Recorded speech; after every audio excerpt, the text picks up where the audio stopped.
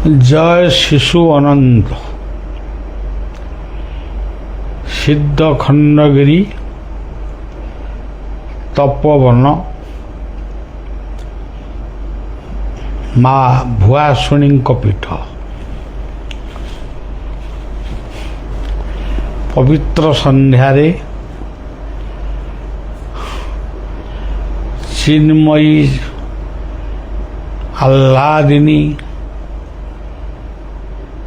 मंगलमयी मां को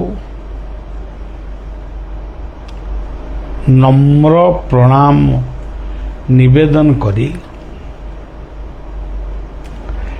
समग्र मानव जातिर समग्र जीव जगतर शुभ कामना करुछि।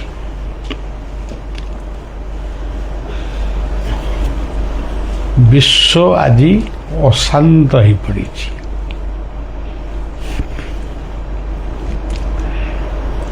विश्व जी जहा को भल कहूँ से भलिया लोक से कैडर लोक से लोक को कहते खराब। तार कारण कौन? कारण हूँ जी जहा को गोटे भल पाउची से ताकू ईर्षा करुची। निजको समीक्षा न करिथिबा लोक समस्त दोषटा को ही देखुचंती, गुण कहीं देखुना। भारतवर्ष बा विश्व रे आज दोष दर्शन ये व्यक्तिंकर संख्या अधिक, गुण दर्शन ये व्यक्तिंकर माने संख्या कम।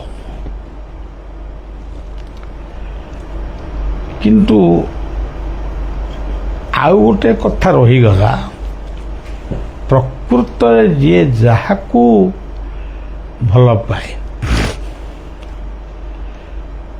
सी जदि दोष देखिबो गुण भी देखिबो,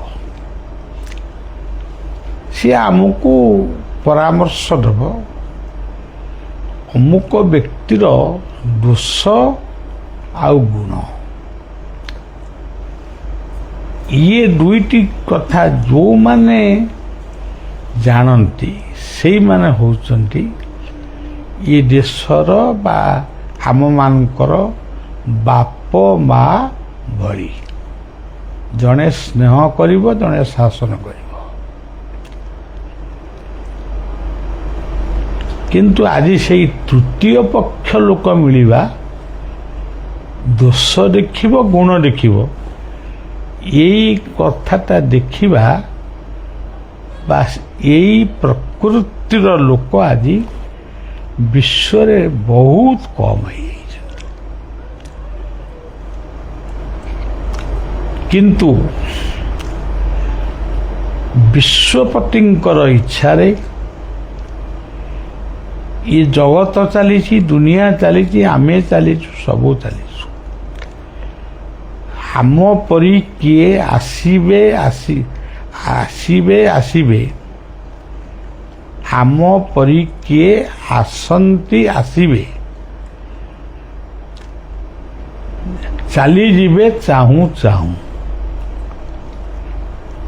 आम भलिया केते एमती आसीबे। आज आमे अछु आउ किछि दिन पर आमे नथिबु। यही कथाटा को जदि आमे मने रखिबु ताहले गुणर दर्शन करिबु। गुण चिन्हे गुणिया, सुना चिन्हे बणिया। जोठी गुणर आदर नाही सेठी मनुष्यर आदर केमती रहिबो? ତେଣୁ ଗୁଣ ଠାରୁ ଗୁଣ ଗ୍ରହଣ କରିବା ହିଁ ପ୍ରକୃତରେ ଜ୍ଞାନୀ। ଆପଣମାନେ ଦେଖନ୍ତୁ, ଯେଉଁମାନେ ଅତୀତରେ ଗୁଣୀ ଜ୍ଞାନୀ ମାନି ବୋଲି ପରିଚୟ ପାଇଛନ୍ତି, ଆପଣମାନେ ଦେଖନ୍ତୁ ସେମାନଙ୍କର ପାଠପଢ଼ା କେତେ। ଏଇ ଓଡ଼ିଶାର ଗଙ୍ଗାଧର ମେହେର, ଅଭିମନ୍ୟୁ ସାମନ୍ତ ସିଂହାର, ଭୀମ ଭୋଇ, ଏମାନଙ୍କର କ'ଣ କଲେଜ ଡିଗ୍ରୀ ଅଛି, ସାର୍ଟିଫିକେଟ୍ ଅଛି? ଏମାନଙ୍କ ଭିତରେ ଯେଉଁ ଗୁଣ ଥିଲା, ସେ ଗୁଣକୁ ଏଭଳି ଭାବରେ ସେ ପରିବେଷଣ କରିପାରୁଥିଲେ, ଯେଉଁ ଗୁଣକୁ ଆମେ ଆଜି ବାହୁନୁଛୁ। ଆମେ ସେମିତିକିଆ ମଣିଷ ହେବା, ବାପା ଦୋଷ ପୁଅ ଧରିବ କିମ୍ବା ପୁଅ ଦୋଷ ବାପା ଧରିବ। ବାପା ଯଦି ନିଜେ ଭୁଲ ବାଟରେ ଥିବେ, ପୁଅ ଯଦି ସେଇ ଭୁଲ ବାଟକୁ ଗଲା, ବାପା ତାକୁ ଶାସନ କରିବେ, ତୁ କାହିଁ ଏ ଭୁଲ ବାଟକୁ ଗଲୁ। ଥରେ ଶୁଣିବ, ଦୁଇଥର ଶୁଣିବ, ତିନିଥର ଶୁଣିବ, ଚତୁର୍ଥ ଥରକୁ ଯଦି ସେ କହିଦେଲା, ମୋତେ ଯେଉଁ କଥା ବାପା ଆପଣ କହୁଛନ୍ତି, ଆପଣ କାହିଁକି ସେ ବାଟରେ ଯାଇଛନ୍ତି। ତେଣୁ ପ୍ରତ୍ୟେକ ଘରର ବାପ ମା ମାନେ ଆଗେ ନିଜକୁ ସଂଯତ କରନ୍ତୁ। ଯେଉଁ ଘରେ ବାପ ମାଙ୍କର ସବୁଦିନେ କଜିଆ ଲାଗେ, ବାପ ଯାହା କହିଲେ ମା ମାନେନି, ମା ଯାହା କହେ ବାପା ମାନେନି, ପୁଅ ଓ ଝିଅ, ତାପରେ ପୁଣି ବୋହୂ ଆସିବେ, ପୁଣି ଜ୍ୱାଇଁ ଆସିବେ, ଏମାନେ ସେଇ କଥାକୁ ଲକ୍ଷ୍ୟ କରି ଏମାନେ କ'ଣ କହିବେ, କ'ଣ ହେବେ, ସେମାନେ ଯେତେବେଳେ ହେବେ, ଏ ବାପ ମାଙ୍କୁ ରାତିରେ ନିଦ ହବ ତ? ତେଣୁ ବାପା ମା ଭଲ ହୁଅନ୍ତୁ ମନ୍ଦ ହୁଅନ୍ତୁ, ପୁଅ ଝିଅ ବୋହୂ ସମସ୍ତଙ୍କ ପାଇଁ ସେ ସମ୍ମାନୀୟ, ସେଥିରେ ଆମର କିଛି ଦ୍ୱିଧା ନାହିଁ। କିନ୍ତୁ ତମେ ନିଜେ କାହିଁକି ଅକଥା ଅବାଟ ବା ଅବିଶ୍ୱାସ ବାଟରେ ଯିବ? ତମେ ଯଦି ସବୁଦିନେ କଳି କଜିଆ କରିବ, ପିଲାମାନେ କ'ଣ ଶିଖିବେ? ଗୋଟିଏ ଗୋଟିଏ ଘରେ ମୁଁ ନିଜେ ବି ଅନୁଭବ କରିଛି ଯେ ତାଙ୍କର ସବୁଦିନେ କଜିଆରେ ରାତି ପାଇଯାଏ। କେତେବେଳେ ରୋଷେଇ ବନ୍ଦ ହେଇଯାଏ, କେତେବେଳେ ସ୍ୱାମୀ ସ୍ତ୍ରୀର ଚରିତ୍ରକୁ, କେତେବେଳେ ସ୍ତ୍ରୀ ସ୍ୱାମୀର ଚରିତ୍ରକୁ ମାନେ କଳଙ୍କିତ ବୋଲି ଭାବେ। ପ୍ରକୃତରେ ଯଦି ଘରକୁ ବୈକୁଣ୍ଠ କରିବ, ଏଠି ବାପ ମା ପୁଅ ଝିଅ ଏ ଚାରିଜଣ ଯାକ ସମସ୍ତେ ସଚେତନ ରହିବା ଉଚିତ।